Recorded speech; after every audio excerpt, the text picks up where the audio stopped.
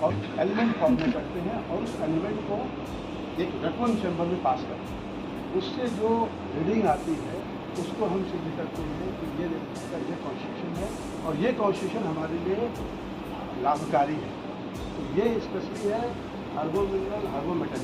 ये ड्रग इसमें इंफॉर्मेशन में कंट्रास्टिंग है और इस लगभग 3 करोड़ रुपये है और इसमें कुछ अभी हमारे पास एक्सपीरियंस है उसको हम ऐड कर देंगे तो जो हमारी मेटालिक प्रिपरेशन है हार्बो मिनरल उनको बिना डाइजेस्ट, ये बड़ी अच्छी बात है कि सर बिना डाइजेस्ट किए ही हम उसको एनालिसिस कर सकते हैं।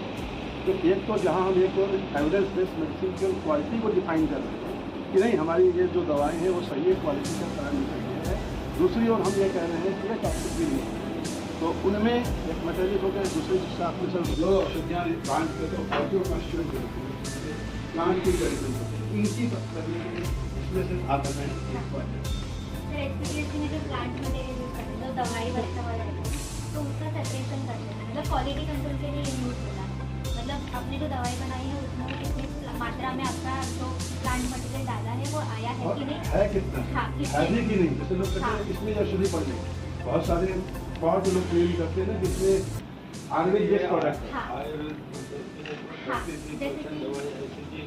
जी जो कि उन्होंने लिख दिया कि ये प्लांट बेस्ड औषधि है, ये आयुर्वेद की औषधि, आयुर्वेद की क्रीम है। अब उसमें क्रीम का परसेंटेज देखें तो कई जो लोग गलत काफ़ी पुरातन है। एक कंसेप्ट है आयुर्वेद की दवाएं बहुत पुरातन है तो काम करती है, लेकिन उसकी भी है।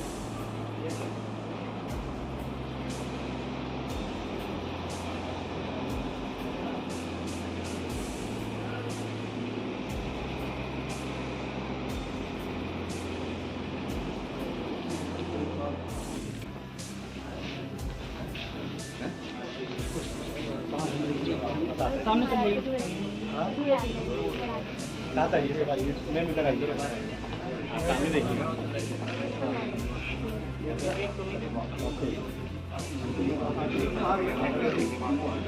जाओ जाओ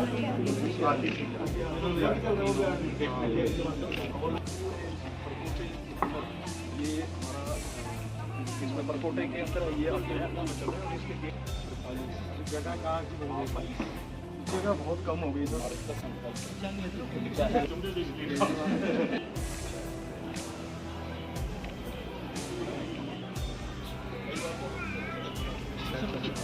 मिटाओ पीछे। यस सर कितना बेड है आपकी जनरल वार्ड अभी 16 है हमारा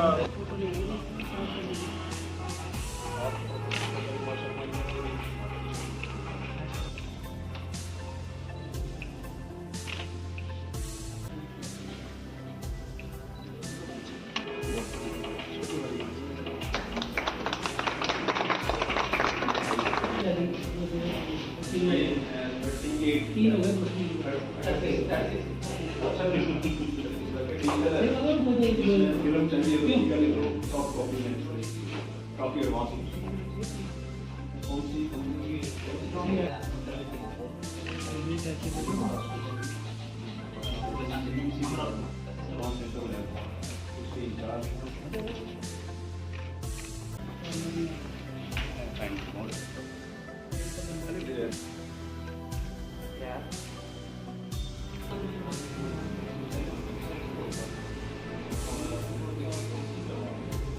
लॉन्च की है यस मैम।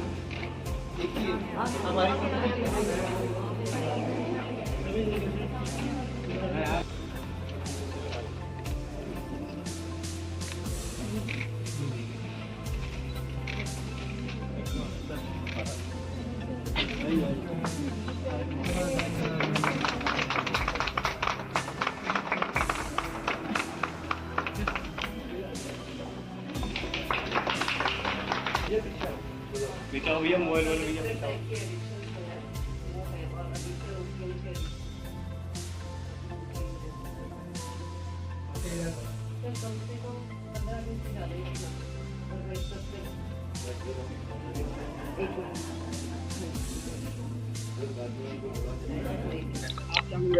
कितना जरूरी मानते हैं आज के समय में आयुर्वेद?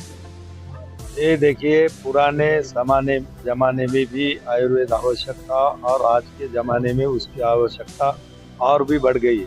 आप लोगों ने देखा होगा कि कोरोना के पीरियड में जब कोई दवाई पूरी दुनिया में नहीं थी तो पूरे लोग हमारे आयुर्वेद के काढ़े लेकर, आयुर्वेद की दवाइयाँ लेकर तो लोगों ने अपनी इम्यूनिटी बढ़ाई और कोरोना से मुक्ति पाई है।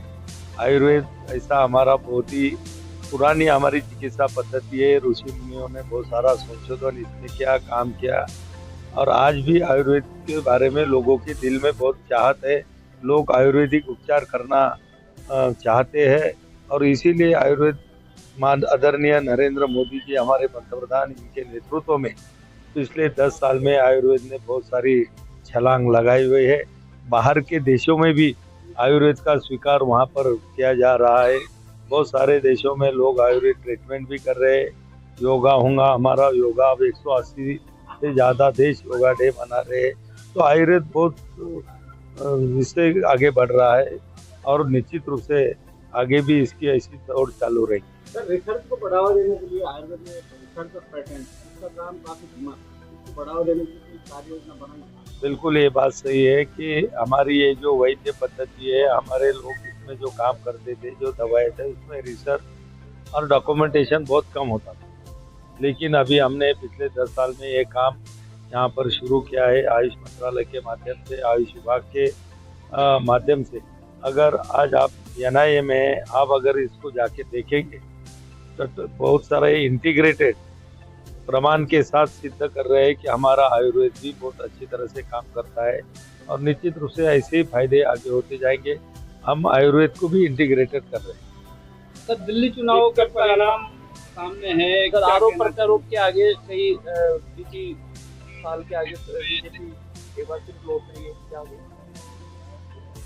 ये देखिए, दिल्ली में जो सरकार थी, आप लोगों को मालूम है कि लोगों से झूठे वादे करके, झूठे आश्वासन देके और लोगों को बहला के वो सत्ता में आए थे। इसीलिए हमारे प्रधानमंत्री जी ने कहे थे कि ये आप आदमी पार्टी नहीं है, आपदा पार्टी है। और लोगों के जब समझ में आ गया कि यहाँ पर भारतीय जनता पार्टी नरेंद्र मोदी जी के मार्गदर्शन में ही अच्छा काम कर सकती है, तो भारी तादाद में, भारी बहुमत से बीजेपी को दिल्ली में उन्होंने चुन के दिया है। इसके पहले 4 महीने पहले महाराष्ट्र के चुनाव के नतीजे आप लोगों ने देखे कि भारी बहुमत से, 2/3 से ज़्यादा बहुमत से महाराष्ट्र जैसे राज्य में भी नरेंद्र मोदी जी के नेतृत्व में NDA की सरकार, महायुति की सरकार हम जो बोलते हैं, वहाँ पर आई है। और निश्चित रूप से वहाँ पर केजरीवाल की हार सामने दिख रही है। आतिशी भी कभी आगे जाती है, कभी पीछे जाती है। मनीष अभी तो मैंने देखा नहीं थी, लेकिन जब मैं देख रहा था, रुझान देख रहा था, जब की बात बोल रहा हूँ, तो निश्चित रूप से लोगों ने पूरी तरह से इनसे बदला लिया है और एक अच्छी पार्टी और अच्छे नेतृत्व के मार्गदर्शन में वहाँ पर सत्ता आएंगी। तो दिल्ली हमारे देश की राजधानी है। दिल्ली का जो विकास होना चाहिए, जो हमारी पवित्र यमुना जी वहाँ से बहती है, उनके लिए भी जो काम करना है, जो पिछले कई सालों से नहीं हुआ था, निश्चित रूप से आने वाले 5 साल में दिल्ली का नाम, दिल्ली का विकास बहुत जल्द गति से। सर, राहुल गांधी ने बीजेपी पे बहुत गंभीर आरोप लगाए और कांग्रेस बिल्कुल सफाया है, तो इसके लिए क्या कहेंगे? ये देखिए, हम भी करीब 10 साल से तो निश्चित रूप से सुनते हैं कि राहुल गांधी के पास में आरोप करने के सिवा बचा क्या है। ना कहीं पे उनकी सत्ता, जहाँ पर भी वो जाते हैं वहाँ पर उनकी सीटें हारती है। और पार्लियामेंट में भी जब हम बैठे रहते हैं तो जब उठते हैं तो आरोप करने के बजाय दूसरा कोई काम उनके पास नहीं है। उसके आरोप करते हैं, उसके प्रमाण देते हैं। आरोप करने के लिए तो उनका मुंह खुला है, लेकिन उन्होंने भी कांग्रेस की जगह कांग्रेस मुक्त भारत का जो ऐलान मोदी जी ने किया था वो अभी सबके सामने उसके नतीजे देखे।